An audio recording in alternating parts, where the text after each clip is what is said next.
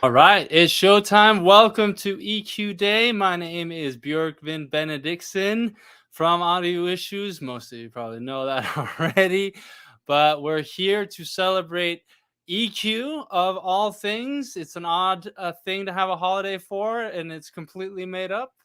But here we are to celebrate and have fun talking about one of the most commonly used plugins or processors in audio production, and something that everybody loves nerding out about, and often has a lot of problems using. So I'm here to help you with your EQ issues today, a subdivision of audio issues. And we're just going to talk about EQ. We're going to have some guests on, and I have a bunch of questions to go through. But do please let me know in the comments if you're hearing me okay, but also let me know, those who are attending live, chime in and tell me who you are, where you're from, and if you have a question, let me know, and we'll go through them.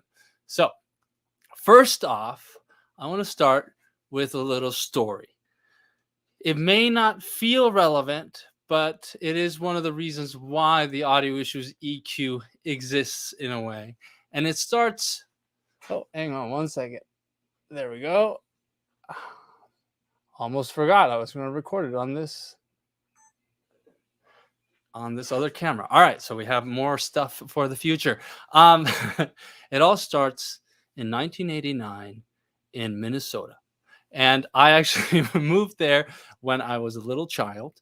And my mom went to the University of Minnesota. And I lived in the US for 2 years when I was a young child. And when I came, and I slowly realized, or probably abruptly, I don't actually remember, uh, but I realized that I couldn't understand anybody. I didn't understand. They couldn't understand me. We couldn't communicate. I was trying to speak Icelandic to people. They were speaking English to me, and very miscommunication ensued. Probably fights on the playground, things of that nature. Stuff that happens when you're 4 years old, right? And so, you know, I went to daycare or preschool, whatever you want to call it, and was a pretty shitty child, according to according to the teachers, because I wouldn't listen, because obviously I had no idea what people were saying to me and did not understand anything that was going on. So when I was misbehaving, it was simply miscommunication. And I realized, at this time, the teachers were pretty pissed off at me. That's the technical term? Teachers are pissed off at little children, right? and they contacted my mom. My mom, a first time mom. I was 4. I was her baby, right? And told uh, and in my version of the story, the teachers told her how much of a shit I was. And obviously my mom, very worried about it, I wanted to, went with, she was a new mom, and she was also in the US for the first time, and didn't really know how things were going to work. But they basically told her that we're going to get a child psychologist to come and check on your child, because there has to be something wrong with him. And my mom said yes, okay, to all of these things, accepted the authority of the school and things of that nature, right? And then obviously, due to public schools being the way they are, the delay and the waiting list for a child psychologist to come check in on me was about 3 months. But in those 3 months, I actually learned how to communicate and learned English. A small child's brain is very fast at picking up things, and I had basically become somewhat fluent in English 3 months in, to the point that when the child psychologist came in and observed my behavior, I was basically a model child, helping all the other kids out, helping around the classroom, and just being perfectly normal. No shittiness any longer. And the only reason I understood what to do was because I could understand the language. So ever since then, I've always been very fascinated with languages. In high school, I took language classes, learned about 6 languages, 3 of which I really only speak any longer. But it made me really appreciate the power of language. And when it comes to music production, I think the frequency spectrum and the way we talk about it is a language in and of itself, and something that deserves to be translated and helped out with, because a lot of my students don't really understand how how frequencies work or what those frequencies are, but they can explain in their language what things sound like. So the reason I made the audio issues EQ was because I wanted to help translate the frequency spectrum so you can have better productions and better mixes. So that's sort of the why behind the audio issues EQ. The story nobody asked for, but here we are anyway. We have a guest in the waiting room, Rome, the producer. We're going to have him come in here in just a minute. But do say hi. Alex says, hey. Ricky says, good morning. Kevin's here. Vicky is here from Tennessee. And yes, she's referring to my Ted Lasso sign there. Ted Lasso is one of my favorite characters in the world. He's definitely a great role model for any mentor, coach persona to have. So I just watched the latest episode yesterday, and I love that show so much. We could nerd out about Ted Lasso all day long, but that's not why you're here. Do chime in with comments and let me know what you need help with in the comments, so we can tackle those questions later. But I'm going to add a Rome, the producer, into the stream. Hello, Rome. Can you hear Hi, me? man. Can Hey, you can hear you? me? Yes. You maybe Awesome. add a little more gain to your mic, I believe. That'd be Okay. great. All right, can you hear me better? Yes, perfect. Great. So Awesome, I awesome. invited Rome onto the stream because I've been really impressed with the Instagram content he's been putting out. A Thank you. lot of really cool stuff that's flowing across my screen when I'm taking a break, mindlessly scrolling, doom scrolling Instagram. Mm, And I love what you're doing when it thank you. comes to helping musicians, producers, artists out, not just with your work in the studio that you obviously showcase, but also the sort of business marketing and sort of entrepreneurial mindset that you have behind it, teaching people that they should be their own bosses and they should be in control of their own destinies, if you will, right? Yeah, yeah, right. Yep. Right. So tell me a little bit about yourself. I don't know your full story, so So tell me, where you're calling in from. What do you Okay. do? About your studio and your background in audio. All right, well, I'm here out of Tulsa, Oklahoma. I've been doing music for a long time. I'm 40 now, so I've been doing music since I was 23. And it all started like right here in my bedroom or at my mom's house at the time. Right. And so that's really the basic of my content. Why I focus more on DIY is because that's where I came from. You know what I mean? So I started making music in the early 2000s, where it was hard to get in. It was the gatekeepers, Yeah. and so we had to go to studios paying two. I think the highest we paid was probably about 150 an hour, Okay. and that doesn't count mixing and mastering. Right. So we were doing that. Then we would pop the trunk. You know what I'm saying? Press up the CDs. So I came from that era of real hustle, and so that's really the basis of my content. Why I'm so strong on staying DIY when it comes to the studio, at home studio. Yeah.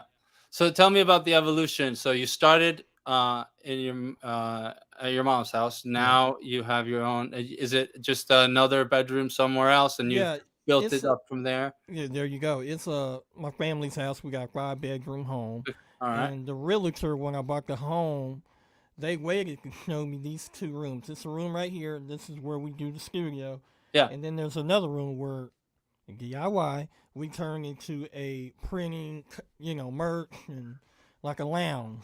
Yeah. And so my realtor waited to show me those two rooms. And once I stepped into this room, I was like, where's the papers? I'm ready to sign. So yes, the evolution started at my mom's house and it started here. And this is where we host the workhouse studio where I bring in local clients and I create content on Instagram and YouTube. Yeah. Yeah. Yeah. So if you don't know, let's what's your handle? It's Rome the producer, right? Yep, the THA Yeah. Yeah. producer. Yeah, Right. Rome the Right. producer. And also Facebook, which I think you just found me a couple of days ago on Workhouse Studio on Yeah. Facebook. Yeah, That's right. yeah, That's right. yeah. That's right. So let's talk a little bit about EQ. How do you use EQ in your sessions? Maybe break it down by, recording and production versus the mixing and mastering. All right. Well, as far as recording, when I first started, I didn't use any type of vocal chain. Like it was raw. And just within the last few years, I started putting stuff on my when we're recording a light EQ where I take out a little bit of the harshness and then a little compressor. And I do that when I'm recording because that way the vocals just it's not too heavy, and it Yeah. also helps the artist. One thing I noticed the art nowadays when I create music, I create it like it's already mixed. Oh yeah. That way it keeps me, what I'm saying, in the song. So as far as the EQ, and this is where I'm learning from your content because it seems like that's you're pretty good at that. Because I really think every engineer is still learning EQ. I mean, I don't think there's ever a point where you know everything. It's Right. always something. You know what I mean? So as far as me, I'm here in Oklahoma, okay, and so sinuses is really bad. So a lot of my clients that I deal with, they come in like me, very nasal. So I have to, you know what I'm saying. Yeah. So I Yeah. have to take off some off the top immediately. You know what I'm Yeah. saying. So Yeah. Right. Yeah, I find that it's interesting you say that. I had a similar problem with a singer a few years back, and I was always trying to find a good mic for her, and yeah. it wasn't until I found the two. It was the well, actually, it was the 414. The 214 is a similar AKG 214 mic, and that's the budget one, and then the 414 is like the main one that everybody's probably familiar with. And Mm-hmm. for some reason, that mic really popped on her voice, and I Mm. was curious why this mic? What does this mic have something different to it? So I look at the frequency chart of the mic, and turns out there's that dip in that nasally area, like 1K, 1.5K. And so instead of having to take that out in post production during mixing and all that, it's just built into the mic, and I get a better sound right at the source. Oh, okay, dope. That's Yeah. dope. Cause Yeah. I like this microphone I'm on right now. It tends to get a little higher as far as on the high end. But the microphone in there tends to be more of a mid, which is Hmm. good for certain artists that I have. So that is a good point. Like when I bring in artists, I do got to be mindful on the type of voice type they have and the microphone. Because there's one artist and she's dope, but she sounds horrible on that mic. So like when I put her on that mic, it's almost like I look bad because she's like, why does it sound like that? And then Right. we didn't figure it out until in the middle of a recording session. So I Right. was like, all right, hold on, let's come out here because I have a booth in there, right? And I have a dog, and I have three boys. So we used to record out here, but it seems like the level of their volume kept getting higher and higher. So I had to put them in the booth. Well, this particular artist loved being in there, but she hated the mic. I was like, all right, let's take the mic out here, and she loves this mic. And so I realized that certain voice types, certain mics, different microphones. Not every microphone is for every vocal, you know. Right, right. And it is that blend of like this microphone, the way it's made, the type it is. Some vocalists are like great just to an SM7 or even a SM58, Mm. which is not traditionally used because they're sort of like, more budget dynamic microphones. People always like the big fancy high-end condensers, right? And Mm-hmm. but sometimes they just don't work. Maybe there's just too bright or things of that nature, because a lot of it has to do with the actual EQ curve of your voice coming Mm. out of your voice that you can't do anything about. Well, I guess you could maybe modulate your voice somehow, but that would just sound weird. But Yeah, yeah, that combined with the frequency range of that mic, and that either makes things sound better or worse. And in that artist's case, it sounds like, there was one mic that made the voice sound worse, and then there's another mic that uh, made it sound much better, right? so like for you, like, because I deal with a lot of DIY, they're starting to record like right now, like Yeah. yesterday, and so they tend to get the $50 mics on, and which I promote quite a bit as far as marketplace, Uh, Facebook Marketplace. So what do you say to them? Would they have to go and get like a budget microphone? Um, so this is your content right here is really for them. It could be really for them because at that point they have to learn pretty heavy, real quick about EQ because now they're dealing with a microphone that is like 50, $100. That's all yeah. they can afford. But now they need to learn about the EQ of their vocal. Right. Yeah. So, I mean, feel like a $50 mic is always going to be a pretty budget mic. It's going to be Mm-hmm. hard to find like a really good mic in that range. As soon Yeah. as you hit $100, you might be able to get something a little bit better, right? Mm-hmm. Obviously, you have to, work within your means. So, if that's what you have access to, I would find the absolute best mic that you can for that price. And that's usually not a new mic on Amazon or on some on Sweetwater or whatever. It's usually you might be able to find a better deal just through secondhand on eBay or Facebook Marketplace and get something that's maybe in the $300 range, but somebody's selling it for $100. You might luck out on a better Yeah. mic that way. And then Mm-hmm. obviously the sound of your voice plus the diaphragm and then the frequency range of the microphone combines to create one sound. But when you're recording, you also want to make sure that you take your room into consideration when you're recording, because if you have a good sound through that microphone, but the room is coloring it, or the echoes of your voice are coming back and into the microphone, it's gonna filter. It's gonna add some comb filtering, and it won't really make it. It'll sort of deteriorate the sound that you could have if you just treated your Yeah. room and made it more acoustically perfect. Now you don't have to go all in and make a big room within a room and a big, you don't have to have uh thousands of dollars of acoustic treatment, right? You can have Oh one of yeah. those, shields around your mic, right? That's a good Mm-hmm. That's step. the first step. Yeah. Yeah, and then but also don't neglect the area behind you, because if you're singing this way and it's hitting the walls on the other side of the room and then hitting the walls on this side and then bouncing into the mic, then you're going to have those sort of filtering problems that we talked about before. But if you Yeah. have a acoustic treatment or acoustic panel behind you or a blanket or anything that just absorbs some of those frequencies, Yeah. then that mic is going to sound cleaner, and you're going Yeah. to capture a cleaner, clearer sound of the actual voice um, that you have. Now, Absolutely. Absolutely. you might also be wondering, like, well, some vocalists have the problem of not liking their own voice, right? Come You've on now. probably come That's a come that's a whole other topic right there, man. For real. right, and they might want to the change the EQ or change the tone of their voice, and they'll reach for EQ to do that. There's nothing wrong with that, of course. Mm-hmm. You can tweak the sound of your voice significantly after the fact, and in a way you probably will want to if you're adding a bunch of vocals to a track and you're mixing your track together, you're Yeah. gonna add EQ on your vocals to clean up that low end, especially if you're in a home studio. You might have some low end Yeah. That rumble. You rumble. want to get rid Yeah. of all that, filter out Yeah. that stuff, right? Oh, Um, absolutely. Like me, I got an ice box in here, yeah, and it tends to be.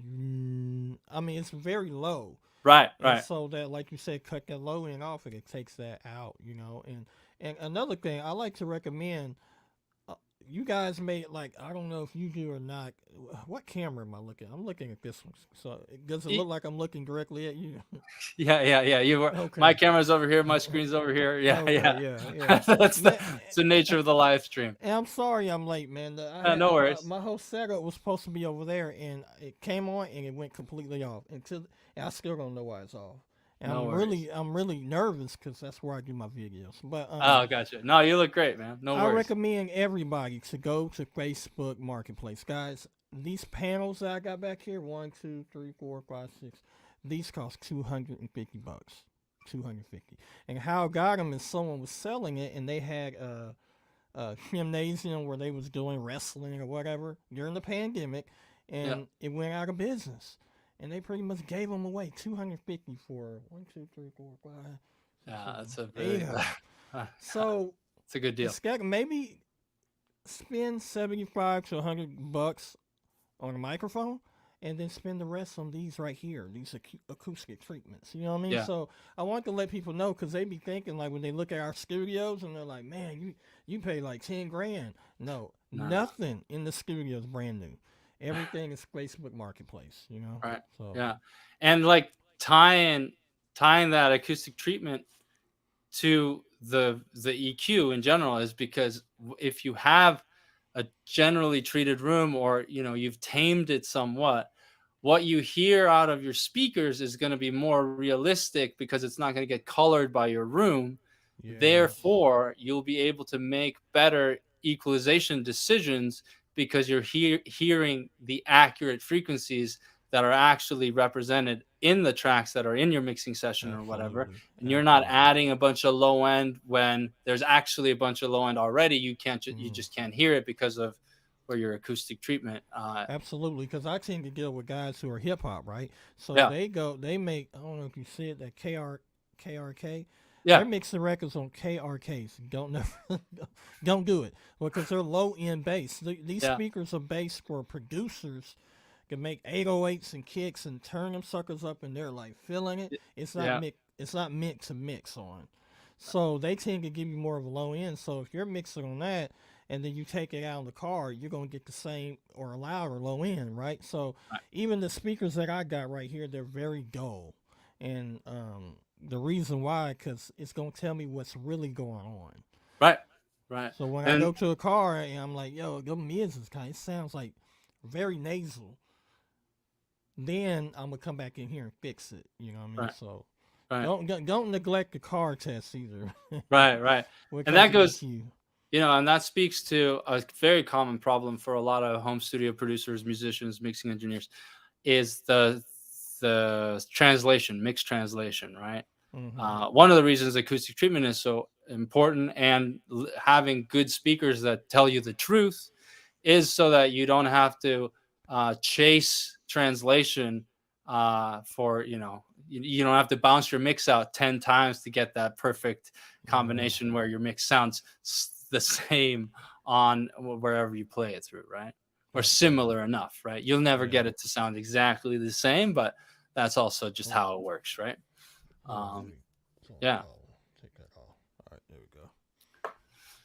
yeah. So let's see here. Let's we have another guest coming in about 10 minutes, but I wanted to maybe go through some questions from the audience and see what you have, if you have any input on that. Okay. This first question from Gordon actually might be because you mentioned you're working with a lot of hip hop artists, and they they might bring in a beat that's already mixed to a 2-track, right? Is that Yeah. common? Yeah. Yeah. Well. Your webcam's off for some reason, but if you can't figure it out, that's fine. But I just want Yeah. to let you know Okay. in case you don't see it. Let me see what Um, happened. Gordon asks, what frequency or what EQ frequency brings out the vocal when I only have a 2-track stereo mix down to work with? Also, what frequencies are best to boost when trying to get a strong bass sound like what we hear on current pop records? Any thoughts on that? Maybe first, let's tackle the first question. So, what EQ frequency brings out the vocal when somebody only has a 2-track stereo mix to work with?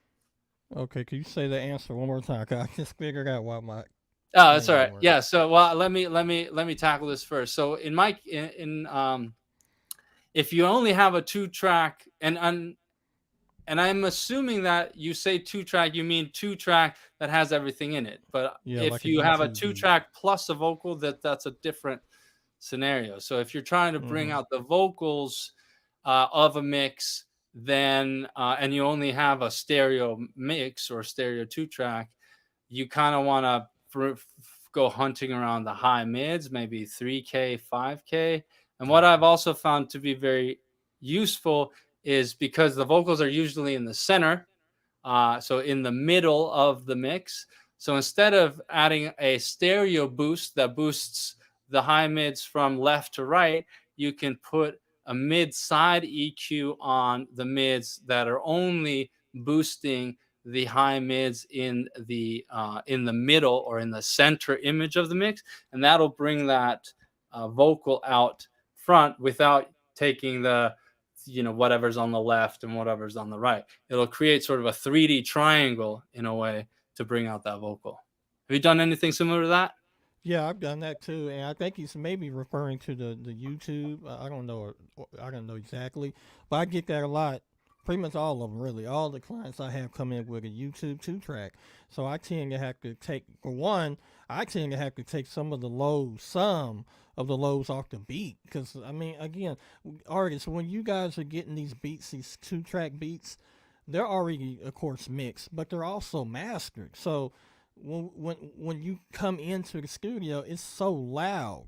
So one of the things I have to do is take some low end, not a whole lot, but a little bit of low end to turn it down, and then kind of like you said, hunt around that 2K. I've even had to take off a little of the 500 mark to even kind of make a little space for some of the artists. Because I'm a producer too, so I know exactly what the producer is doing.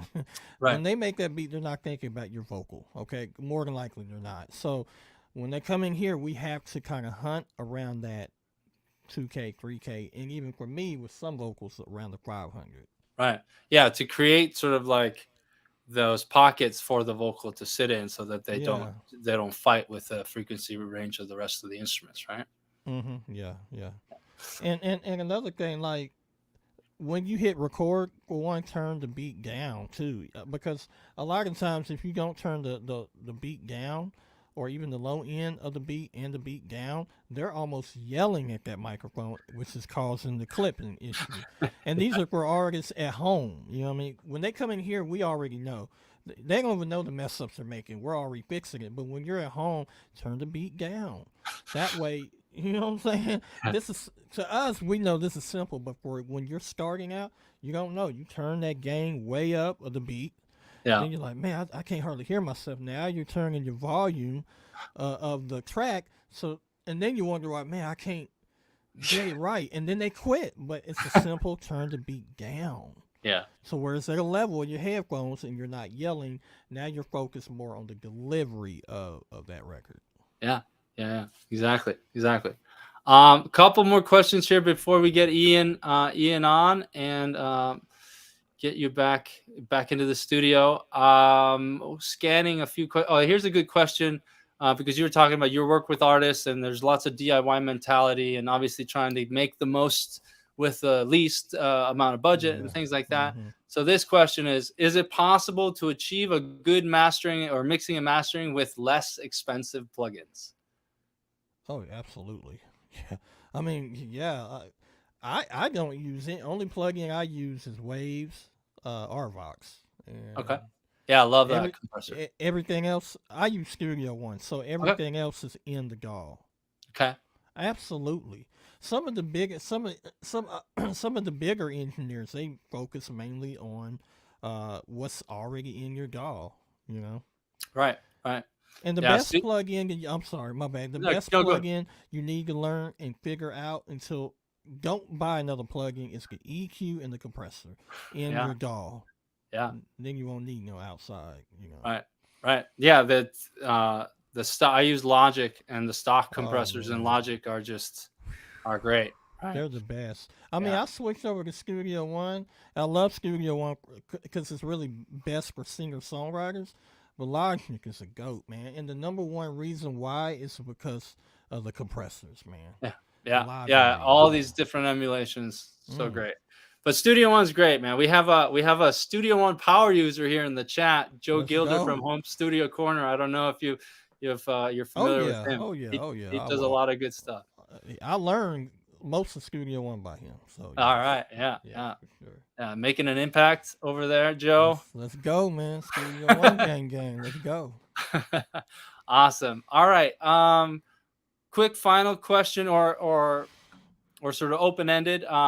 What word of advice would you give to aspiring home studio musicians, bedroom producers, audio engineers that are looking to just make better music, make better productions, and make a bigger impact with their work? Hmm. Number one, start, of course, right? Again, I deal with more DIY beginners than anything. So when I talk and give advice, it's like for us, it's like that's bottom level, but that's where we started, right? So number one, start. Start. Go look on Facebook Marketplace. If you got the money, go through Amazon and start looking for your setup. There's so many art great songs that have not been created because they were afraid to start. Yeah. So I would say God put a gift in your heart to do this. Not everybody can do this. And like I had one of my closest clients pass away in a car wreck, Damn. and his cousin reached out to me looking for some music so that he could make a tribute album for him. And I was like, I told my son one of the God given gifts He give us to create music is whatever we put on that microphone, it will never die. You know what I'm saying? Our message will go on and live beyond us. So I would say start and realize that your message, your gift will live on forever. So be serious Love, about it. love it. Thank you so much. That's great. That's Yeah. obviously everybody should take that to heart. Don't be afraid. It's there for you to put out there, right? Yep. Yes, sir. Yeah. Well, thank you, Rome. It's been a pleasure having you on, Well, thanks for and having me on. It's a keep doing, blessing. yeah, keep doing the great work you're doing, and I'll see you on Instagram. All right, man. Thanks a All lot. Peace. right. Bye. All right, that was great. Super happy to get him on. If you haven't checked out his Instagram feed, he has a lot of really great content. Rome the producer, and so check that out. Next up, we have a very old, great friend of mine, Ian Shepard of Production Advice and Mastering Media. We're going to talk about, well, we'll probably end up talking about mastering, but it might deviate to, I don't know, maybe, I don't know.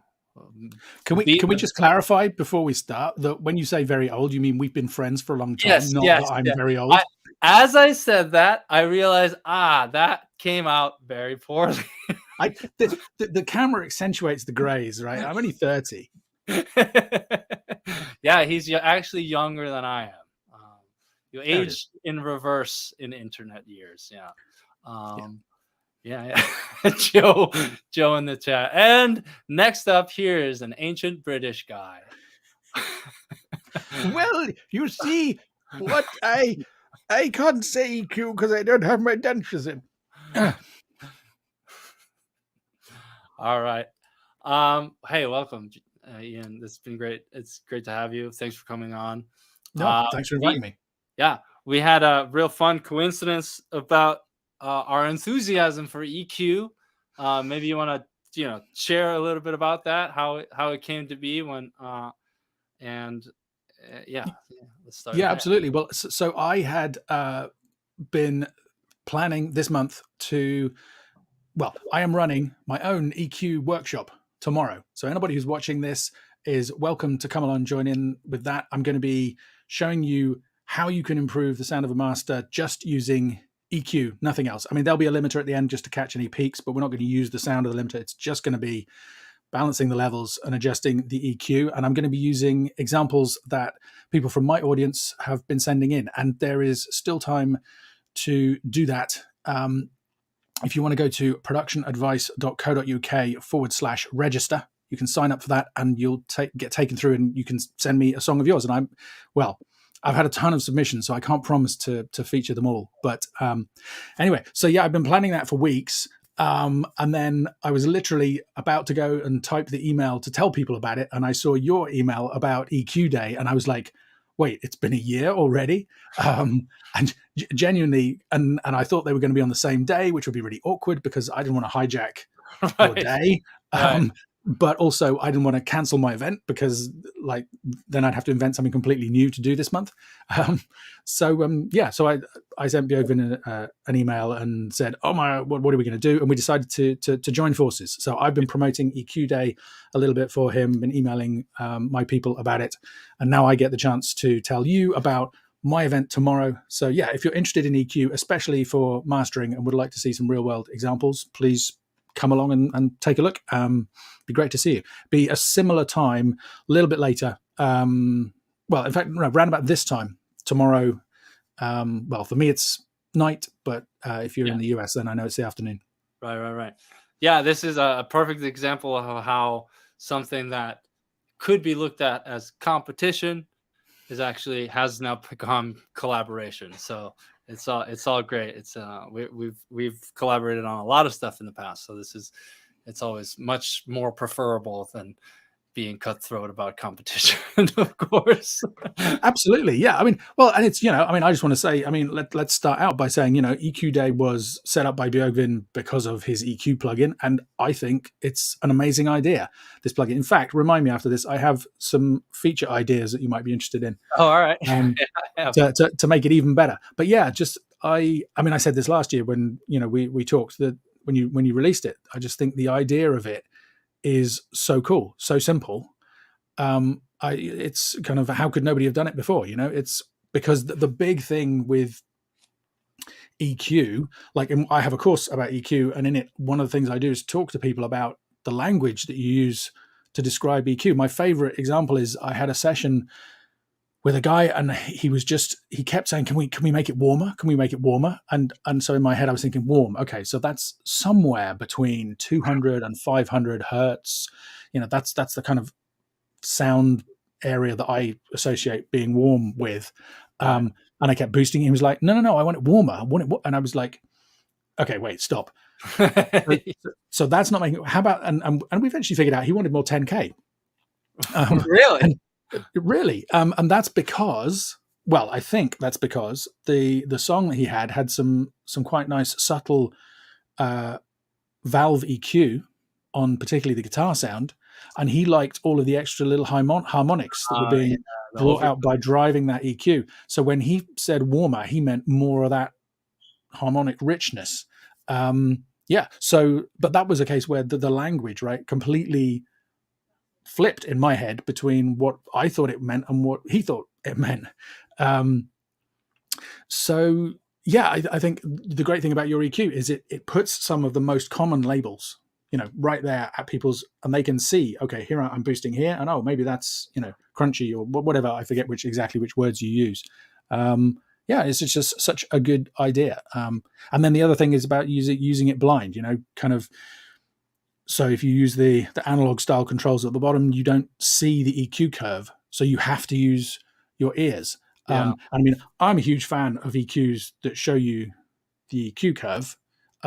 Personally, I find that really helpful, and I think it's useful for people, especially when they're learning. But when I think back, I didn't have that when I started out. I started out using digital EQ way back in 1994. We had one of the first ever of the Yamaha mixing consoles, the kind of the big brother of all of the more affordable stuff that came out originally. And it was like some of the first, I think it was 32-bit processing. It wasn't floating point at that stage, but it was, anyway, it was way above everything was 16-bit at that point. So to have 32-bit was like amazing. And it had touch sensitivity, flying faders, the whole thing. But one of the weird things about it was that it didn't have an EQ pot on every channel. You would touch the fader, and then there was an EQ section up there that you would reach for. And it did have these. You turn these things, and the LED would move around the scale, but you didn't get that visual curve. Right. So I just learned to kind of sweep through the frequencies and just pick stuff out, by ear, which I think is super valuable. So yeah. Definitely happy to recommend your EQ to anybody who asks me about it. Yeah, I appreciate that. I love the visual equalizer, but I learned to mix, or I learned to EQ on like a 16 channel Allen and Heath mix wizard in like a dark, dim underground music venue. Actually, was not underground; it was technically on the second floor, but it was basically like all these underground indie bands that, you know, some obviously better than others, but all I had was feel and listening, because I didn't go on the internet and look up frequency ranges and stuff like that. All I could do was twist knobs until something sounded better. I got the hang of it, but it's not necessarily the way I would recommend learning by such trial and error. It's easy to have a little bit of training wheels to start, because I think that that's helpful, because we do think of frequencies in normal vocabulary terms, and they do correspond most of the time. You know, the exception being the overtones of the guitar for warmth that you mentioned, but they do correspond to these general frequency areas, so that when people are looking to either take something out or add something in, those knobs should do that as much as possible. Yeah, I mean, I think that the terms that you use for the EQ are, I mean, so my example there was an exception, right? That was one where the way my client was talking about it just completely didn't make sense to me. Whereas the terms that you've got are much more normal. They're going to work on, I don't know, 80% of people, but they also help us, right? Because you think, oh, I want it to sound warmer, or I want it to sound thicker, or I want it to sound brighter or harsh. We have to, one of the first things you do is, there's no point in applying any EQ unless you've got a goal. It's kind of, you listen to the thing and you think, okay, how do I want this to sound? Does it sound perfect? Or is there something that is there a problem that I want to correct? Or is there something that I want to enhance? Yeah. And then you have to translate that kind of feeling into a technical move. So I definitely agree with you that I think, it's I find it so frustrating when the responses you get in audio forums, especially for some reason in the last few years, where somebody asks a perfectly reasonable question, asking for some pointers or some suggestions, and somebody says, just use your ears.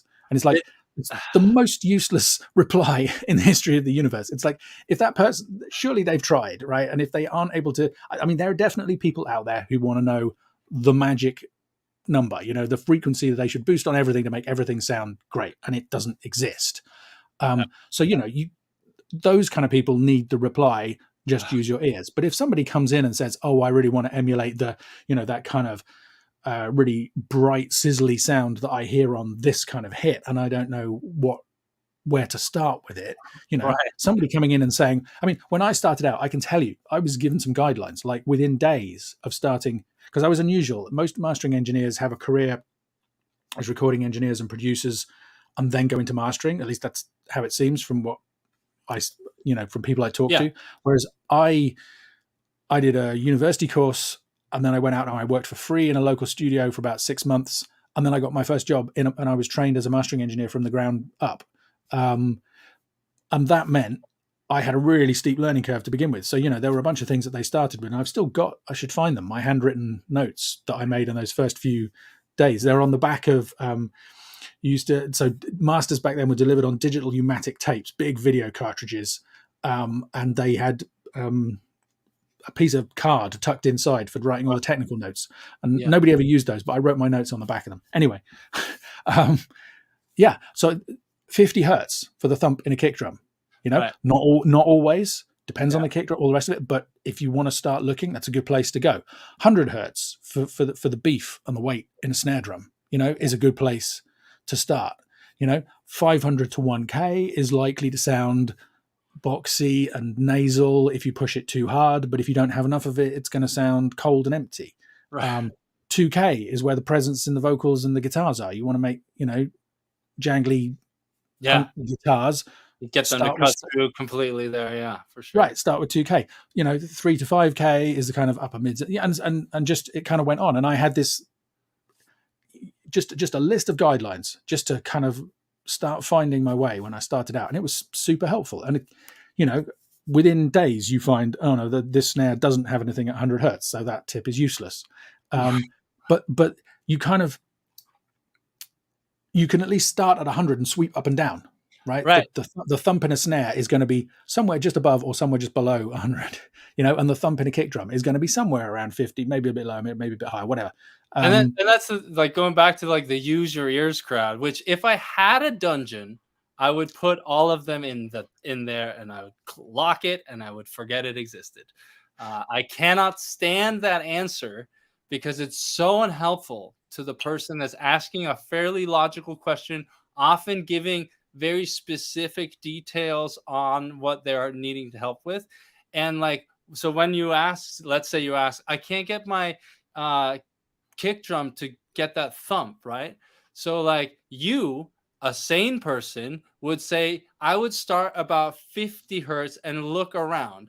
The other use your ears crowd are basically saying, well, there's 20,000 or like there's 19,880 hertz that you should go figure out where it is, right? How about you give like maybe a good starting point and then looking around instead of giving them the entire frequency spectrum to figure out how to fix their mixes, right? It's just so unhelpful. Yeah. Yeah. And we just see it so often, and it's so obviously all of these things, I always say they're not rules, they're rules of thumb. Right. It's they're not kind going of to work every time. No, and of course not. The correct answer to any audio question is it depends. Right. But here's a good place to start. That to me is a really helpful answer, and that's what we both try and give people all the time, right? Right. Because it's like you have to. It's it's like going to the doctor or you're diagnosing a problem. So if somebody comes in with a problem, you can give advice immediately, or you can ask follow-up questions to get really to the root of what it is that you should recommend, right? That's what doctors do. That's a lot what coaches and mentors do.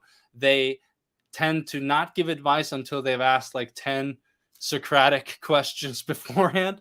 And because it helps really get to the root of the issue so that you can actually help them out instead of just like throwing a bunch of tips their way, hoping some of them will work, right?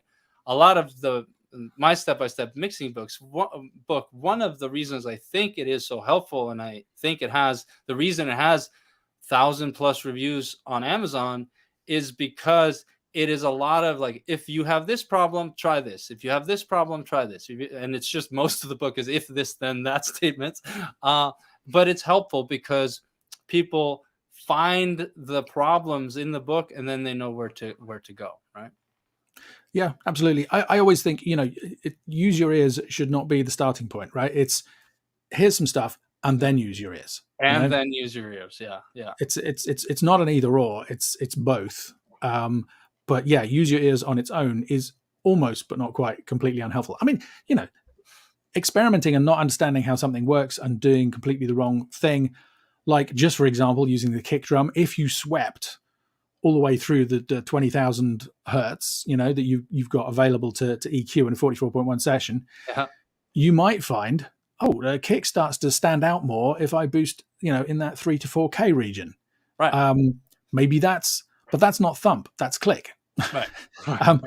But you're going to have learned something useful by going through that process, right?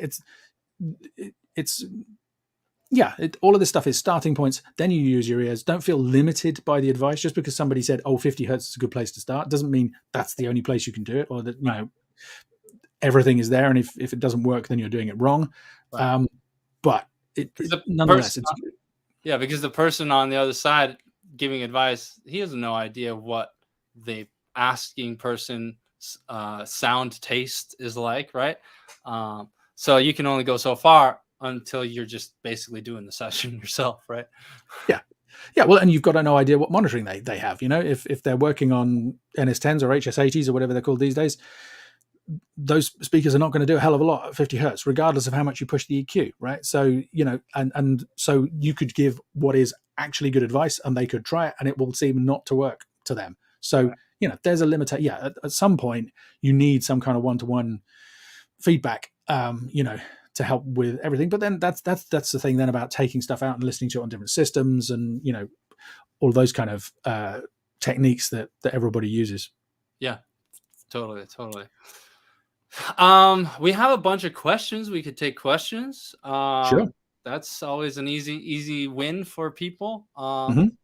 Joe has a question. He was first here, so he gets to be at the front of the line.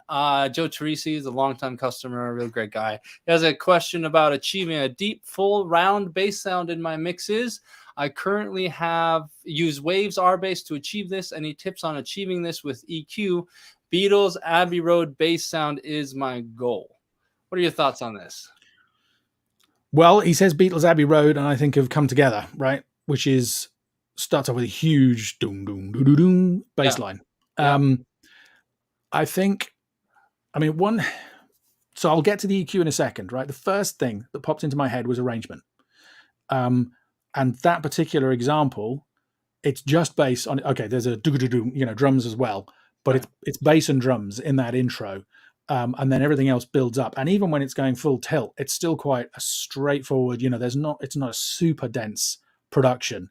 No, the Um, guitars are really just high mids. It's like den den den den den den den den den. So yeah, exactly. So, and the point about that is there's space. Everything in the arrangement has its own space. The bass and the toms are handling the low end stuff. The guitars, like you say, the upper mids, and the vocals are probably upper mids and higher than that. And then you got the cymbals and stuff higher up still.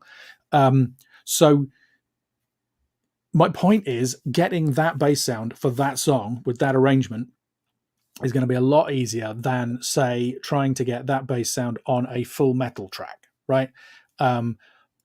Straight ahead metal is one of the hardest genres to engineer and to produce, in my opinion, because everything is going often all the time.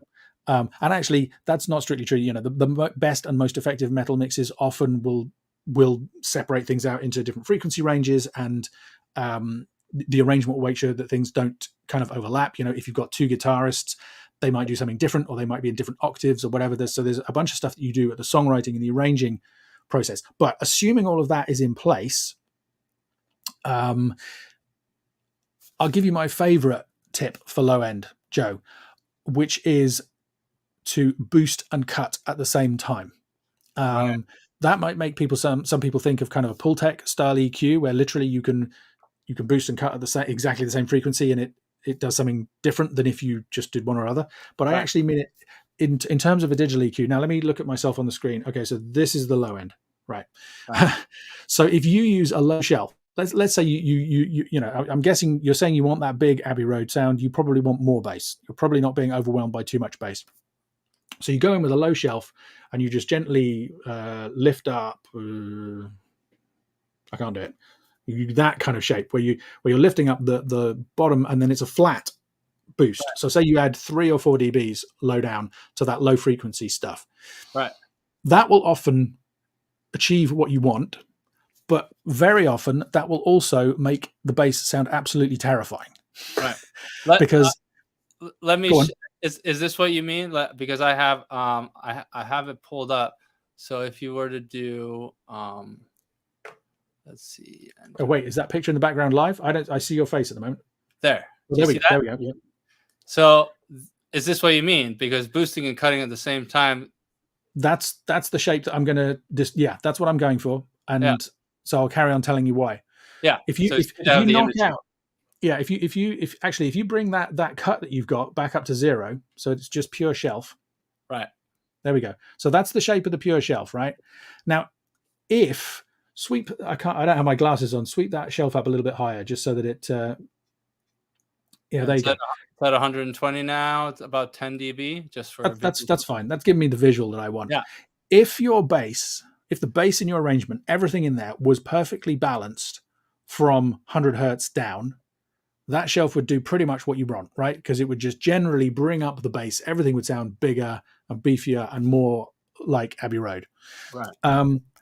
But the number of mixes where that is the case from the outset, you can count them on the fingers of one hand, right? What's Right. more likely is there's a bit more going on in the very low end of the kick drum, or one of the strings on the bass guitar stands out more than the other, or there was a bit of a resonance in the bass cab that makes it boom at a certain frequency, or most common is in your room, because it's probably not a perfect room and you probably don't have $1 million worth of acoustic treatment. Okay, you don't need $1 million worth of acoustic treatment, but you don't have quite enough acoustic treatment. There will be some frequencies that sing out in your room, and there will be some that don't speak correctly enough. Yeah. So what that means is when you do a general bass boost like that, you end up with way too much. Well, something in the bass sticks out way too much. So take that, yeah, it'll be like that. It'll be like that. You know? There it is. Right. That's you'll do the shelf, wanting to hear all of it come up, and what you'll hear is something scary. In fact, it'll probably have a narrower Q than that. It'll probably, be, and so it'll sound weird. So anything below that boost, that lump there, and that's not a lump that you're adding in, it's just there in the mix, right, will sound fine. And then suddenly around that lumpy frequency, whatever it is, it'll sound out of control and scary, and then it'll sound more normal. Right, because I think it was fine beforehand, but now that you've boosted all of the bass, it actually sticks out too much. Right. If you just temporarily move the shelf back down again. Shelf? Oh yeah. So here's the mix beforehand, right? So what you were hearing is generally not enough bass, because you want to bring that shelf in, but there's plenty. It's fine at that frequency where the lump is. So then you bring the shelf in and you push all of the bass up to a similar level of where that lump currently is, but the lump is still there, and now it sticks out way too much. Right. And my experience is that scares people off boosting bass, right?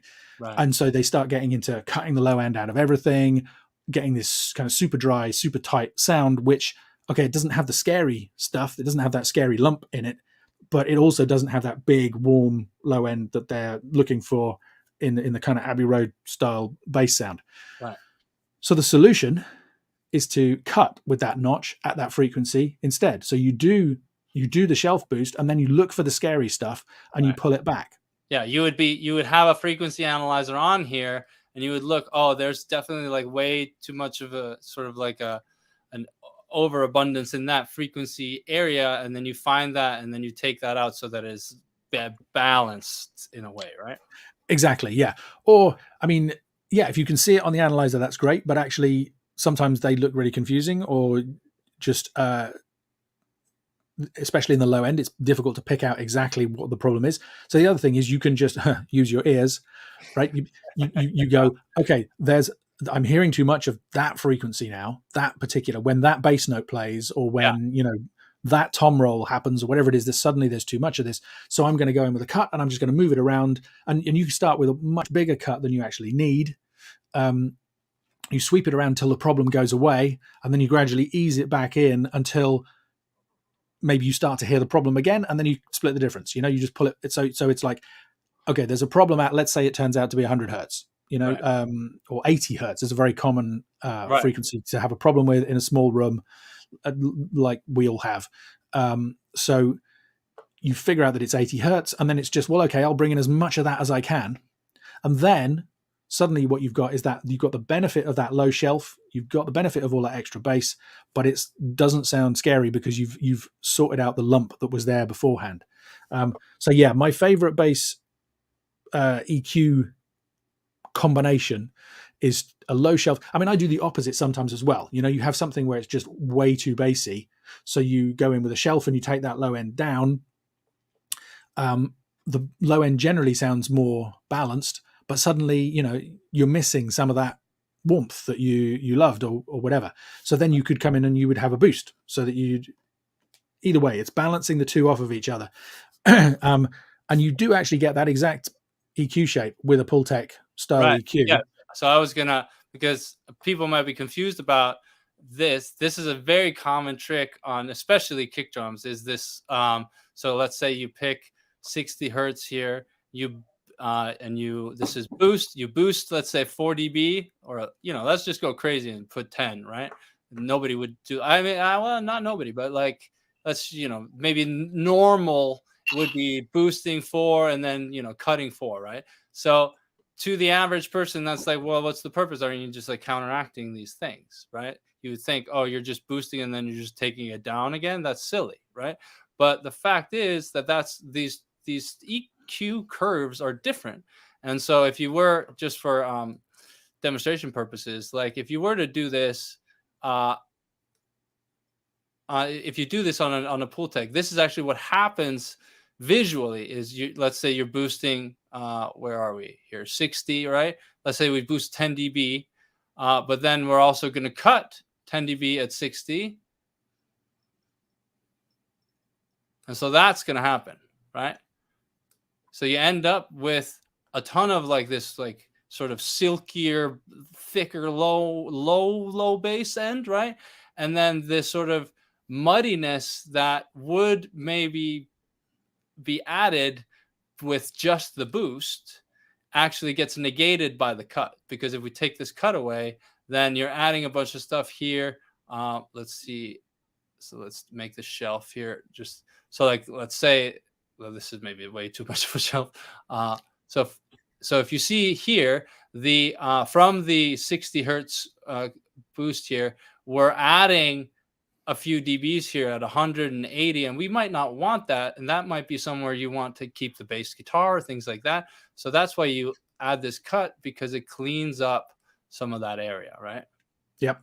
I mean, typically the cut would be a little bit broader than that, probably, but yeah, exactly.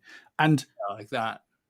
And so if we're basically emulating something that was there in those analog EQs right for years, the advantage of a digital EQ like this is that we have complete flexibility.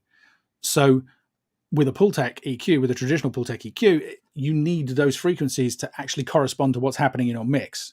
Right. So if you had a lump in your mix at 80 hertz and the Pultec, I forget what the frequency bands were, but let's say for the sake of argument it was 120. That 120 is not going to help with the 80 hertz, right? You would need to dial things in. The great thing about digital, because I mean, the other thing is, even if you had 80 and 120, maybe it was halfway in between them, 100, right? Or it was 150 or whatever.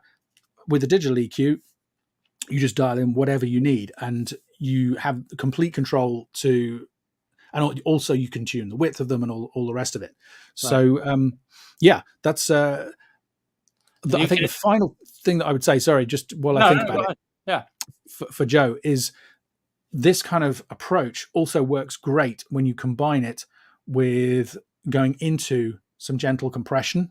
So I know we're talking about EQ on this, but the reality is you combine that kind of EQ shape where let's say you need more, you're boosting and then you're taming it at the point where you have a problem, so that overall you get a balanced low end that you can bring up as much as you like.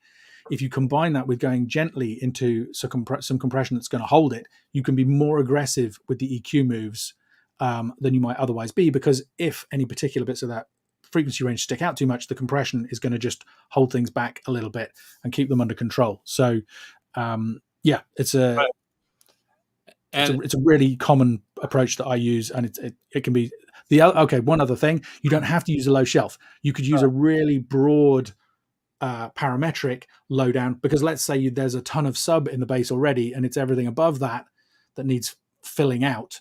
Yeah. If you use a low shelf, all of the stuff from kind of 100 down to say 60 is going to sound fine, but then maybe it goes out of control below that. So then you could use a broad boost instead. I mean, you could go in with another parametric down the bottom, right, to fix, and that's the other thing is maybe you need something like that, if you have problems, but you have more problems somewhere else, right? You can combine them in that way, right?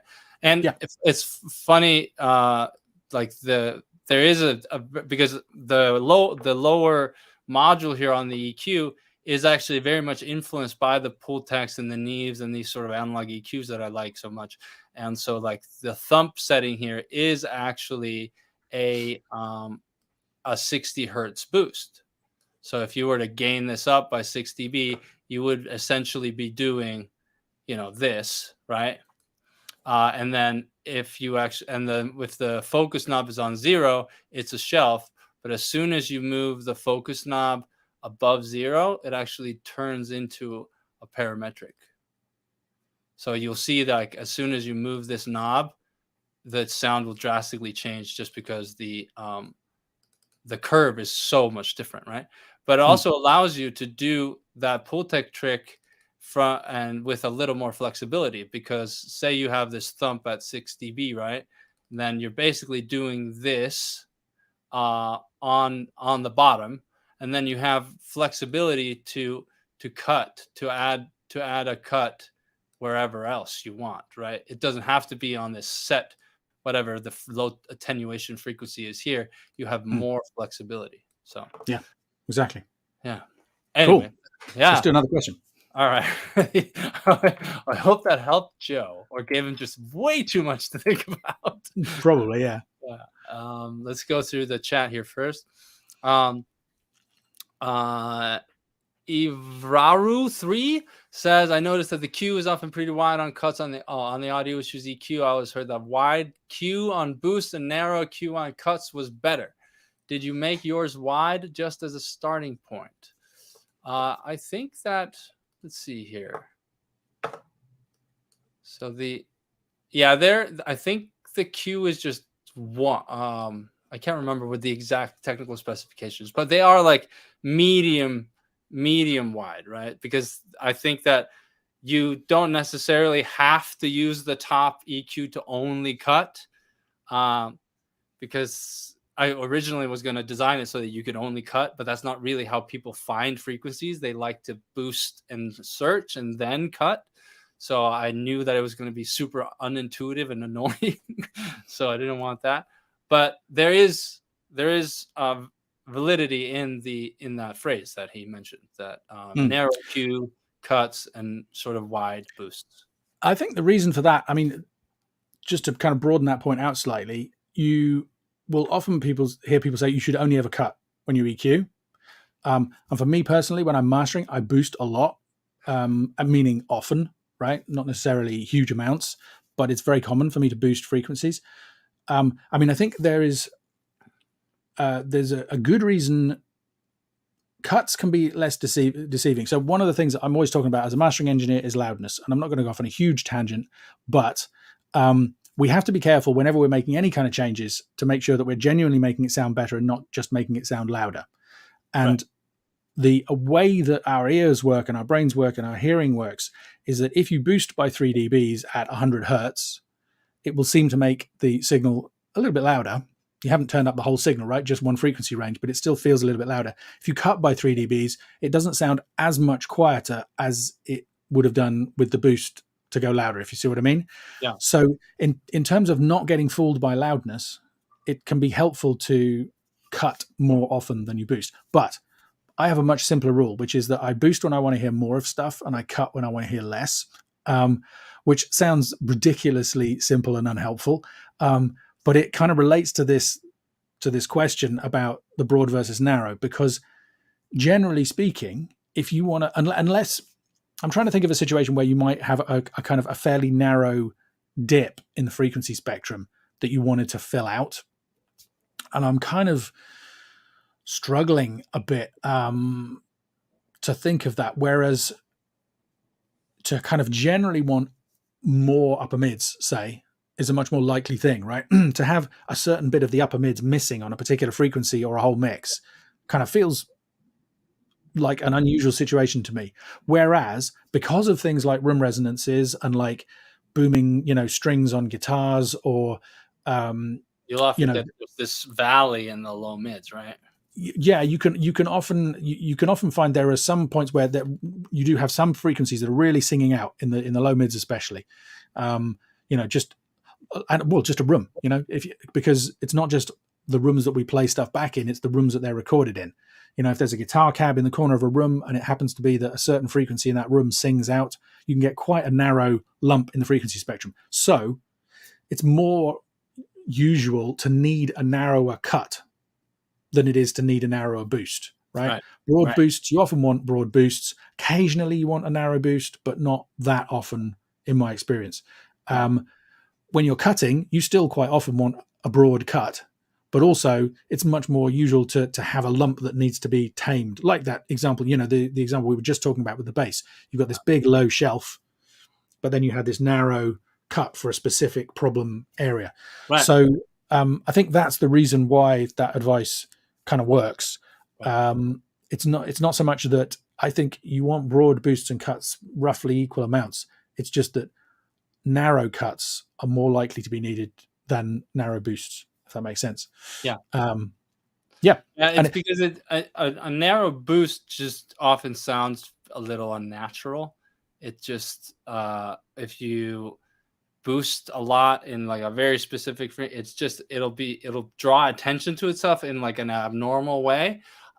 Sometimes there are obviously exceptions to the rule. Like if you're really trying to get that like metal kick of the sort of the beater, like a narrow boost in the high mids is actually fairly effective, like getting that like tick tick sound that's so common.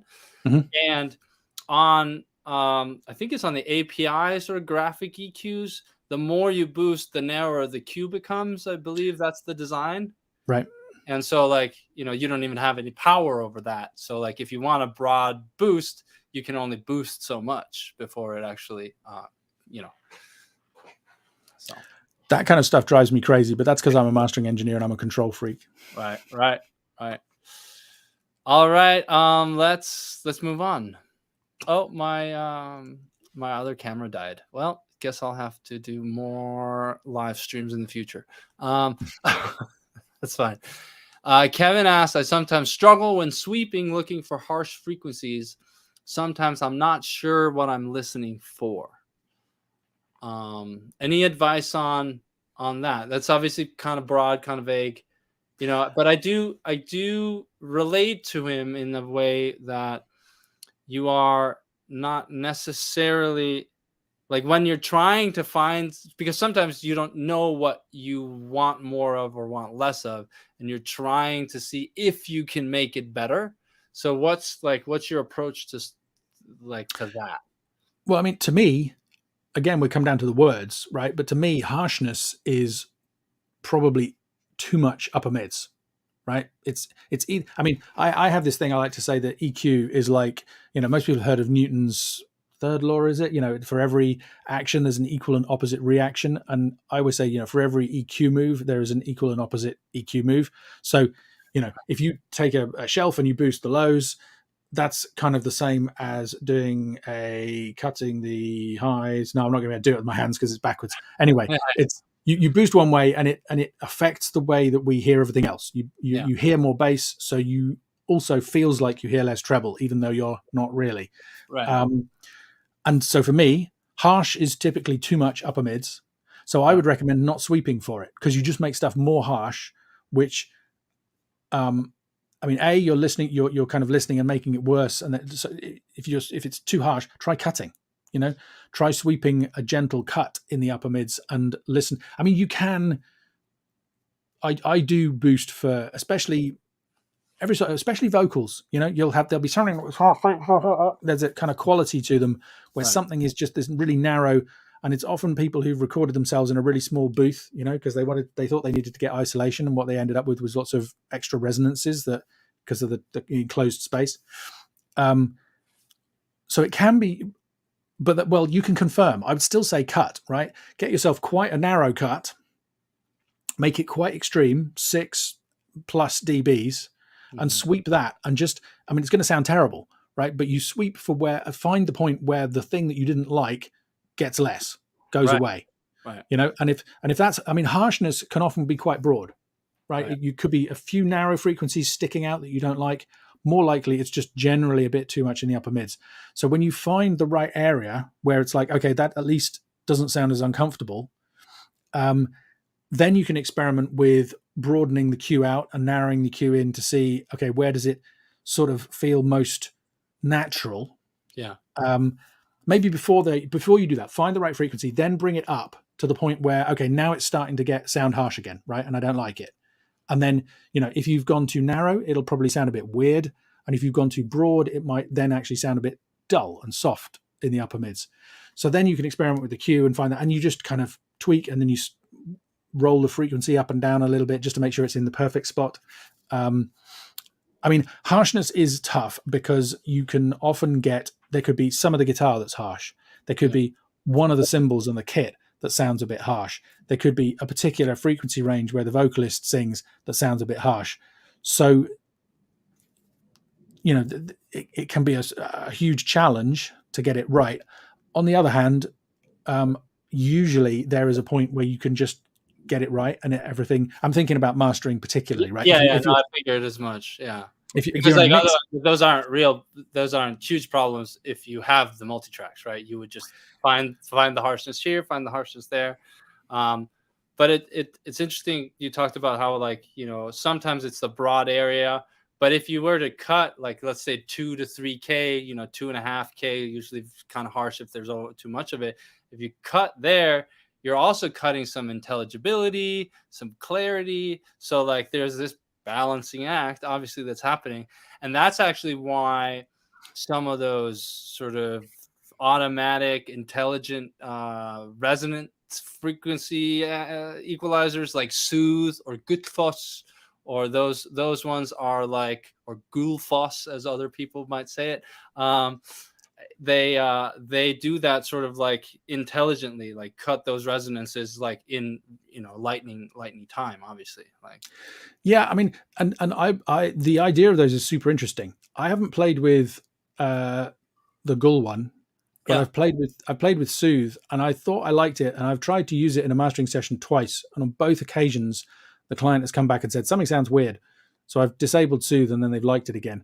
um, So I mean, that's a very small set of test cases, but again, I'm a control freak. I prefer to be able to do it myself. I want to just flip it around though, actually, quickly, because we're talking about how do you fix this problem when you have it.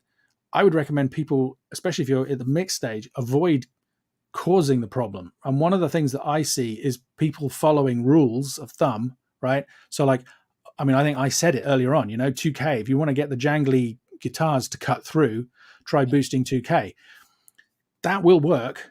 But if you then also want to get the vocals to cut through at 2K, and you add a bit of 2K to the vocals, and then the drums sound a bit dull, so you bring those out at 2, suddenly you're just piling 2K onto everything, right? And causing yourself this, and you're, especially if you do it with narrow EQs, you're just kind of building up one unnatural EQ on top of another.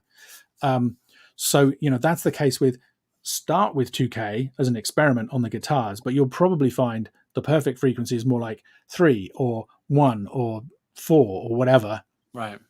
Start with 2K on the vocals, but probably you actually want it a little bit higher, maybe, and then so by tuning each of those EQs separately on the elements of the mix, you're much less likely to have this, this issue of just piling frequencies onto everything else.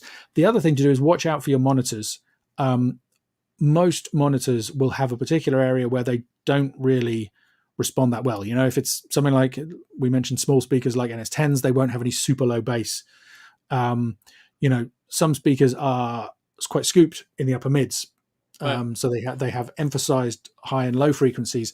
So you will be tempted to add more of those high mids in. And something to watch out for is if you're just kind of pushing this frequency, especially in the bass and the low mids, if you're not hearing enough of a particular frequency and you push it and you push it and you push it and it's just not working, that's probably a monitoring issue. Then it's time to get yourself a good pair of headphones and listen to those, and you'll probably find, whoa, that bass is out of control on there. Right. Or vice versa. You're kind of, there's way too much bass at a particular thing in all the instruments, so you go in with a big 6 dB cut on everything, and it still sounds uneven and lumpy in the way that we were talking about. Again, take it to another system or put on a pair of headphones to get an alternative perspective. You'll probably find that frequency is just really ringing out in your room too much. So it sounds much scarier than it really is. And, unfortunately, if you figure out that it's your speakers I say your speakers, it's unlikely to be your speakers. It's the combination of your speakers with the room. That's the point where you're going to want to, think about getting some acoustic treatment, like the panels that I've got behind me, and there's a bunch in front of me as well. Right. And tweak the speaker positioning and all that kind of stuff to try and improve the way the room sounds. And on the one hand, that's kind of depressing because it means you've got a bunch of work to do.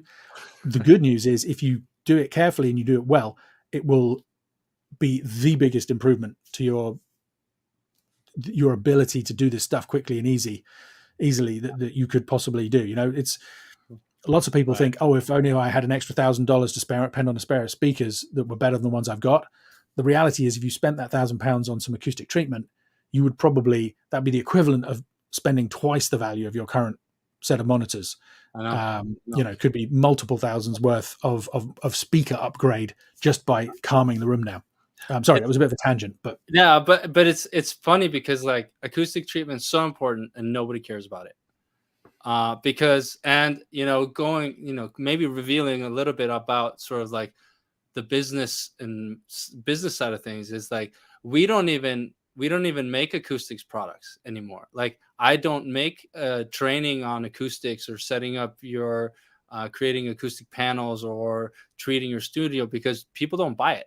They don't want to buy it. They want the fancy gadgets, and they want the cool gear, right? And so, and I think Joe would even agree with me here, is like acoustic training, or training on like the physics of sound, and like how to really make a home studio work without buying more gear. People don't care about it. They just don't. There's something about it which is sad, because knowing what we know, it is such an important factor of making your studio sound good. Because if you can't hear what the speakers are saying, you can't actually even use your ears. So like you can go to a forum, you get the same advice, use your ears all day long, but if you can't even hear, you can't use your ears. No, it's absolutely true, and it's a shame because well, it's as we all know, people get more excited about buying new plugins or new gear than they do about buying a training product on how to use that gear. And it's again, that's a kind of a false economy. But the classic example would be somebody saying, "Oh, what do you think about something like SonarWorks?" Right, which is it's basically a software EQ, but it's an automated EQ. It's a super clever EQ that you EQ your speakers with to make your speakers sound better in the room, and therefore, hopefully, because you're hearing something more reliable, your mixes will sound better. And I haven't used the speaker version, but I've used the headphone version, and it works. I definitely think it's a great thing to do, but only after, with headphones, you bought the best pair of headphones you can get, afford, and in terms of room EQ, only after you've done all the acoustic treatment. It's like get it as good as it can possibly be through the practical measures of speaker placement and acoustic treatment, and then but again, people don't want to hear it, because it's like, but I could just buy this plugin and set it up for an hour and everything will be better. And it's like, well, it will be better right in the middle of your listening position, but you move your head 10 centimeters either way, or you accidentally disable the plugin when you're working or whatever, and it all falls apart. Anyway. Well, I mean, like people don't see this because they usually just like look at all my comic books and the books in the background and my Ted Lasso sign and stuff like that. But like over here, like there's acoustic treatment everywhere. There's just basically like the entirety of the wall behind me is just acoustic treatment. There's a bass trap underneath my desk, and like bass traps in the corners and above me and all that. And I also use SonarWorks when I need, because after using SonarWorks, I'm even more aware of like the bass dips in places in my mixes or in my listening in my monitors, right? So like so when I'm listening to somebody's mix or giving feedback or working on something, I listen usually through SonarWorks when I'm doing most of the work. But then when I'm doing translation or checking things, I check things in mono, I check things without SonarWorks, I check things on the little speaker, or crank it up and walk into the hallway to get all these different ways of listening to the mix and to the song. And but it's faster to get to the translation part if you can actually hear things correctly in the process beforehand. Absolutely. Yep. All right, let's move on to some other questions here. We can stay for a little bit longer. Pat asks, can you talk a bit about how to get that nice high-end classic high-end in the master with EQ? Well, I'm not fully understanding that.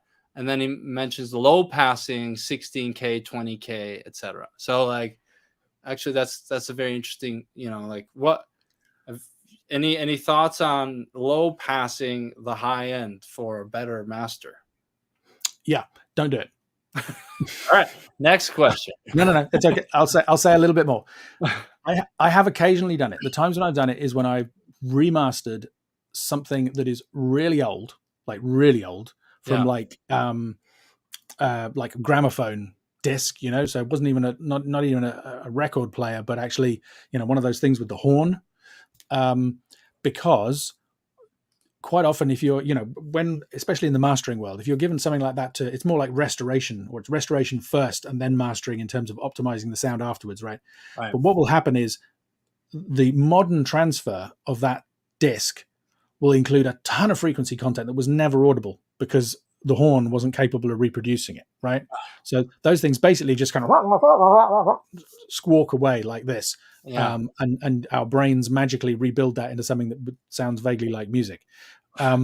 So if you're remastering something like that, one of the judgment calls you have to make is, okay, where does the musical high frequency in this signal stop? And where beyond that, is it just noise? And in that situation, you might want to high cut filter a load of that stuff out, right? Because it literally just surface noise from the record. And if you had something that was really noisy coming off tape, or if you had, say, a kick drum in the mix, and you wanted to get rid of cymbal bleed and all the rest of it, those kind of situations, a high cut filter can be useful. But in mastering, I just don't do it. It's too aggressive. Because it rolls off and then it just drops off a cliff, even with something where the Q is not that steep. Right. Can you call that up on the EQ? Just put it on screen so people can see what I'm talking about. Let's see. At the transition point, at the point where let's say you set it to roll off at 12K. At 12K, it'll start to roll off gently. It'll be 3 dB cut, I think, at 12K. minus 3 dB point is usually where the thing. And yeah, if you've got a gentle roll off like that, like the one that Björgvin has got on screen now.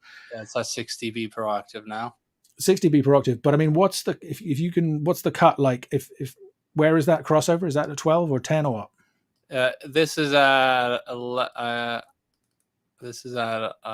12. Okay, so if you go up to like 16, what's the cut at 6? No, if you leave it where it is, but just kind of look at the scale on the side. Tell you what, I'll get my glasses. I see what you mean.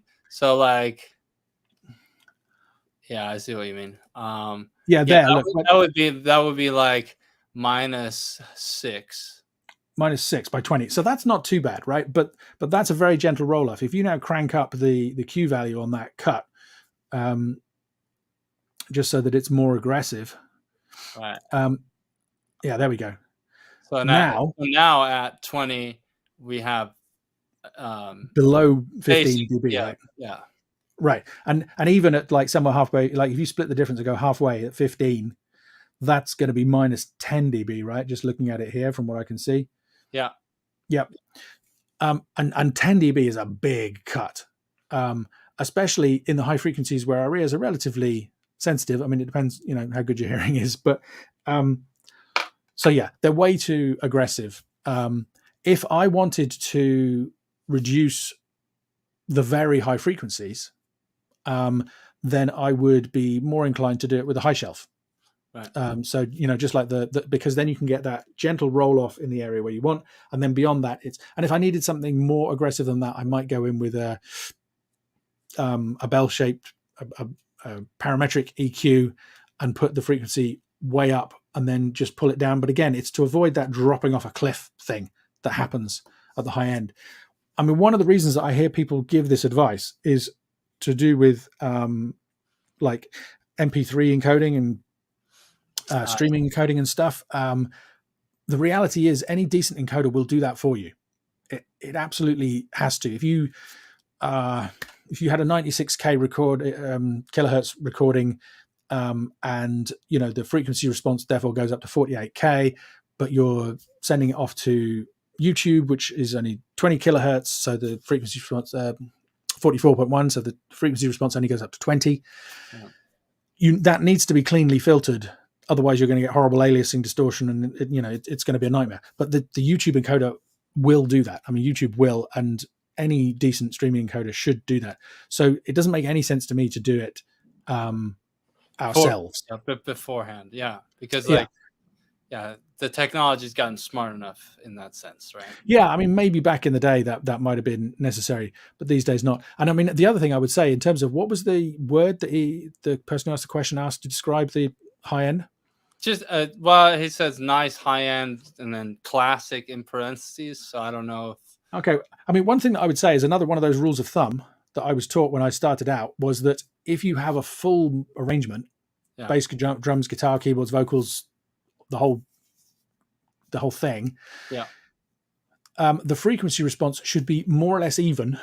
I wouldn't say flat, right? Because it's always going to be moving up and down different things, but you don't want to see any huge lumps or dips in the frequency response until you get up to about 10K. And after that, it wants to kind of gently roll off. So similar to the kind of shape of the first EQ curve that you showed there, right? With that gentle roll off. But that doesn't mean that that's an EQ curve that you want to apply, right? That's an EQ shape that maybe is appropriate to have as an end result. So if you see the EQ response gently rolling off above 10K, right, that's going to give you a kind of nice acoustic, because that tends to be what, you know, if you just have a band playing in a room and you stick up a pair of mics and record it, that's the kind of frequency response you're going to get. The sort of the thing that we see these days with, you know, if you take a bit of, I don't know, EDM or kind of super produced pop where all the frequencies are jumping right up to 20 kilohertz, that's actually quite an unnatural sound. I mean, it kind of sounds natural to us now because we're so used to it and because people have been using it as a creative effect. But to actually get that from something you recorded in an acoustic space. So if he said, when he says classic, if he means that kind of, you know, traditional acoustic analog feeling sound, I would agree that that gentle roll off kind of is appropriate. But applying that as an EQ cut doesn't make any sense unless you've got flat frequency response to start with, right? Because you start off with frequency response that goes right up and then you put that curve on, it'll come out right. But if you start off with something that rolls off a little bit anyway, and then you roll it off some more, suddenly you're back into that falling off a cliff kind of situation. So anyway, yeah, that was a very long thing for saying. I literally maybe have done that once or twice in my career, and it's a pretty surefire recipe for making things sound weird. right. I do use high cuts, so the in the low end, if you've got something kind of super rumble causing problems, sometimes you need to be careful with those. But you know, that's more common because we don't have that same. I think one of the reasons is, you know, if you think about what causes that kind of sound, and if you put your hands over your ears, that's when you start to lose the high frequency response, you know, and or if your ears are blocked because you've just had a cold or something. Yeah. We don't like that sound. It doesn't sound. So you want a balanced high end, but better to do that with a shelf or a parametric. Yeah, totally. All right, we have a few questions. Well, here we go. This is here's Gunnar Ninkolson from Iceland. Welcome. Thank you for coming on. Tack så mycket. He says, do you recommend any special order when you start mixing? Do you start with drums, vocals, something else? This is an interesting question because there's really it's more of a preference than anything else. There are a lot of different ways of doing it. Obviously, starting from the bottom up with, you know, getting the drum kit going, then adding the bass on top, and then, you know, everything, all the harmonic foundation, then you add the vocals. Perfectly acceptable way of doing it, right? I've found some fun results doing sort of the drums and bass, and then maybe the one rhythm instrument, and getting a good level on that, and then putting the vocal on top and having the vocal act as the ceiling of the loudness. So everything kind of has the rest of the track has to fit between the rhythm section, bass and drums, and the vocal, right? And then and then you can do either top down mixing on it, or you do EQ and compression and all that stuff on the inserts and things like that. So there's no special order, but those are two ways that I find very useful, and they're sort of more or less standard and easy to do. I heard somebody once recommending literally starting with the vocal. So Yeah, bring the vocal up and then everything else fits in around it. I agree with you. I think it's terms of preference. It's interesting because I think that whole the kind of kick, snare, hi hat, rack one, rack. The first experience I had of training in audio was in live sound. Yep. So working at the university union, where we, bands would come in, and it used to setting up the PA and getting a sound for them. And I think the reality is the drum sound is one of the hard. Most mixes succeed or fail on the drum and vocal sound. If your drums and your vocals sound great, almost anything else can happen and you'll get away with it. I'm not saying you should that you should allow anything to happen, but those two things need to be solid. If you have a poor vocal sound, I mean, the vocal is the most important thing in a song. So if the vocals don't sound great, then that's a bad place to start. But also, the drums need to be solid. They need to work. And as somebody pointed out, a drum kit is not an instrument. A drum kit is 10, 15 or more instruments, right? You've got a kick drum, you've got the snare. Every element of the kit is an instrument in itself, and it's multi-mic'd. So it's super complicated and time consuming. So I think for practical reasons, that's why people start with the drums. It's also one of the loudest things on stage or in a room. So, unless you have the luxury of a drum booth, it needs to be under control. So I think for practical reasons, people start out in a live situation with the drums and kick and snare, because those are the two probably the most used elements, right? And then you build it up from there. So I'm not sure that that's a good way to work. It's still the way that I tend to, just from habit more than anything. Yeah. And also it kind of gives you a standard layout on the mixer. If you know that your kick is hard left and all the rest of it, and then you kind of build it up from there. But so that is still my preference. But what I would say is that at the point where I've got a good drum sound, I will usually kill it and then start working on everything else, and then bring it back in. And routinely knock out whole sections of the mix and just check that things. I mean, it's great advice. Joe has given this advice often. Not to solo stuff and EQ. There's no point in soloing the guitar and getting the most immense guitar sound in the world, and then soloing the bass and getting the most immense bass sound in the world, and then soloing the drum, and because you put them all together and you just have a mess. Yeah. So it's super careful to listen to everything in context, but it's also valuable to you get different parts of them. Coming back to EQ, you have this thing like masking, right? Where if you have a super dense guitar sound, it can completely distract our ear basically from that frequency range in all the other instruments. So things sound fine when everything's going, and then you get to a section where half of the band drop out, and suddenly you hear all the problems that were there as well. So for me, it's a combination of soloing, listening to the whole thing, and building it up in layers.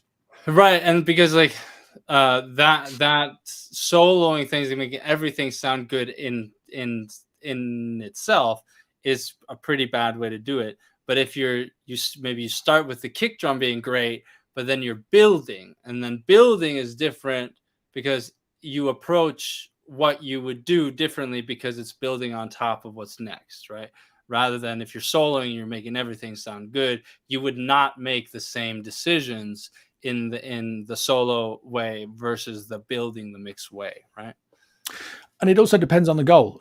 Just talking about drum kits, there's two ways to approach a drum kit, right? One is to start with the kick, snare, all the rest of it. The last thing you do is the overheads, and you just basically bring them in and get enough kind of cymbals. Yeah. And that's quite a good way to build a super dry, controlled drum sound, right? That might work in some genres. I just ended up doing a fair bit of jazz recording over the years. I didn't really know anything about jazz. I know more now than I did then, and I really enjoy working on it. Fantastic musicians, really interesting, challenging, because it's often completely acoustic and all the rest of it. Yeah. But if you're starting out with the jazz for a jazz drum sound, probably a better place to start is put the overheads up and listen to those, to the sound of the whole kit, and then just start bringing everything else in to support that overall sound. Or maybe, you blend in the overheads and the room sound to get a much more open, natural kind of spacious feel to it. So I guess what I'm saying is then it's not even like you necessarily do things in the same order for every mix or every song. It's, again, you have to, as we said right at the beginning, you have to kind of have this idea in your mind of where you're trying to get to, and then figure out the smartest way of getting there, or the most effective way of getting there, the most efficient way. Right. All right. I'm going to close it out here soon. Just end with this quick comment. Sean says, I'm a complete beginner with my music recording and producing. So what would be the first thing that you would say are the basic essentials to learn first about EQ so don't go deep the wrong way? Well, shameless self-promotion. I do have the EQ that literally teaches you how to EQ as you are using it. But in addition to that, you have the option of getting the EQ Strategies ebook guide that has included a 13-part video course that will teach you everything you need to know about EQ.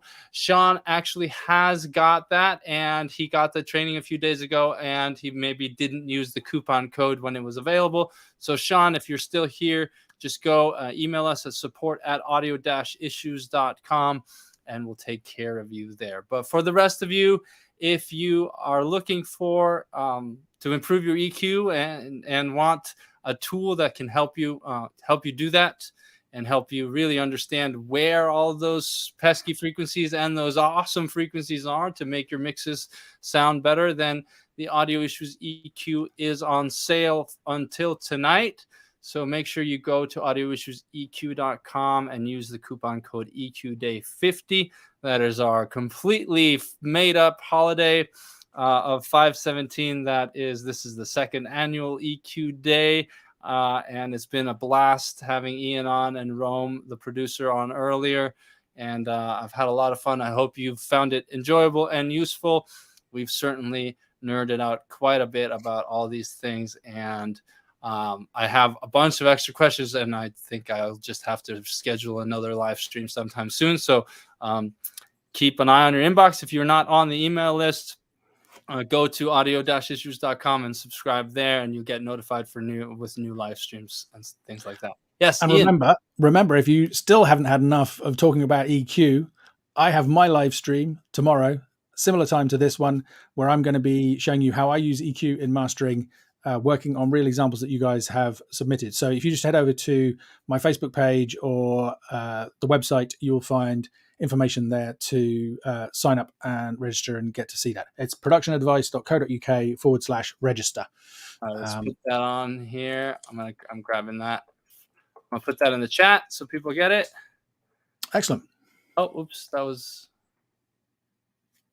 production advice. Here, is it on the where is it? It's the easiest way is to jump onto Facebook, search for me on Facebook. There's a post talking about EQ Day, and there's another one that says EQ equals everything, and the link is in there. That's right. All right, yeah, check that out. And yeah, I don't think people get enough of EQ in general. I think it's always a common topic that people can't ever have enough of. This is what I said in the EQ is everything post. It's like, I mean, for me, loudness. If you try EQing without getting the level of the fader right in the mix to begin with, or the loudness of a song right in comparison to everything else to begin with, you're just going to waste a ton of time. But once that's sorted, that's the biggest thing to get right. And your EQ is the next most important thing. Right. And for me in mastering, EQ and compression, I mean, that's basically it. That's like 80 to 90% of everybody gets excited about stereo width and exciters and, saturation and all this stuff. EQ, getting the EQ, it's more worthwhile to get like a 1.5 dB EQ cut at the right frequency just to stop that snare sounding woolly. Right. That's more valuable than a ton of extra processing very often.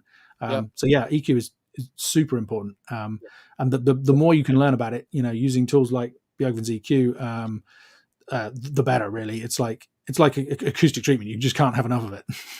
That's right. All right. Thank you so much, Ian, for coming on. Thank you all for hanging out. I hope you found it useful and valuable, and I'll talk to you soon.